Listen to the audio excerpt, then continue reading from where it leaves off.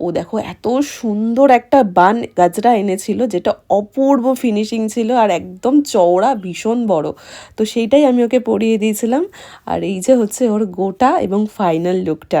আমার ব্রাইডকে তো দেখতে ভীষণই সুন্দরী, সেটা নিয়ে কোনো কথা হবে না, কিন্তু আমার সাজটা কতটুকু ওর উপরে সুন্দর লাগছে সেটাও তোমাদেরকে জানাতে হবে। ওর প্রতিটা পছন্দ, সেটা জুয়েলারি থেকে হতে পারে, সেটা মেকআপ থেকে হতে পারে, প্রতিটা পছন্দ মেকআপটাকে বা এই সাজটাকে আরো মনে হয় সুন্দর করে তুলেছে। তাই জন্যই তো বলি, মেকআপ আর্টিস্টের উপরে সবটা ছেড়ো না, নিজের পছন্দগুলোকেও সামনে আনো, প্রায়োরিটিস দাও।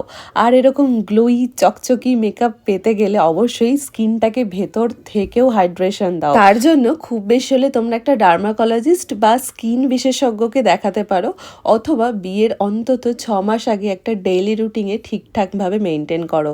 এতে করে তোমার স্কিনটা তো ভালো থাকবেই আর দিনটাও সুন্দর হয়ে যাবে। আফসানার মতো যারা আমার কাছে ব্রাইডাল মেকআপের জন্য সাজতে চাও বা ভাবছো কিভাবে বুকিং করবে, তাদের জন্য আমি একটা স্ক্রিনে নাম্বার দিয়ে দিলাম। তোমরা অবশ্যই কল অথবা হোয়াটসঅ্যাপের মাধ্যমে নিজেদের দিনগুলোকে বুক করতে পারো। সত্যি বলবো, আমার চোখটা যেন ওর দিক থেকে একদম সরছিলই না। নিজের কাজের প্রতি আমি জানি না এটা বলাটা উচিত কিনা, সত্যিই ওকে অপূর্ব সুন্দর লাগছিল, অপূর্ব। তো সব শেষে আমি পুরোটা দেখে নিচ্ছিলাম, যেরকম একটা টাচ আপের মতো লাস্ট টাচ আপ হয়, তা দেখে নেওয়ার পর একদম পারফেক্ট যখন মনে হলো, তখন ওকে আমার বিদায় জানানোর সময় চলে এসেছিল। আর এইভাবেই আমি আমার ব্রাইডকে আজকের দিনে রেডি করেছিলাম। মানে 27 মার্চে ছিল ওর বিয়ে। বেচারি রিসেপশনে বহু চেষ্টা করেছিল, কিন্তু আমি ওকে সাজাতে পারলাম না, কারণ অন্য একটা বুকিং ছিল। বেশ ভালো হতো যদি রিসেপশন মেকআপটা তোমাদের সাথে শেয়ার করতে পারতাম।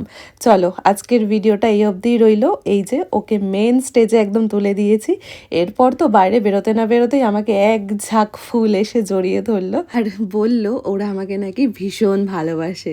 বলো তো, কাজের শেষে এটাই তো আমার পরম প্রাপ্তি। তো আজকের দিনটা তো আমার ভীষণ ভালো কেটেছে। আগামী দিনেও যেন এরকম ভালো কাজ তোমাদের সামনে উপহার হিসেবে দিতে পারি।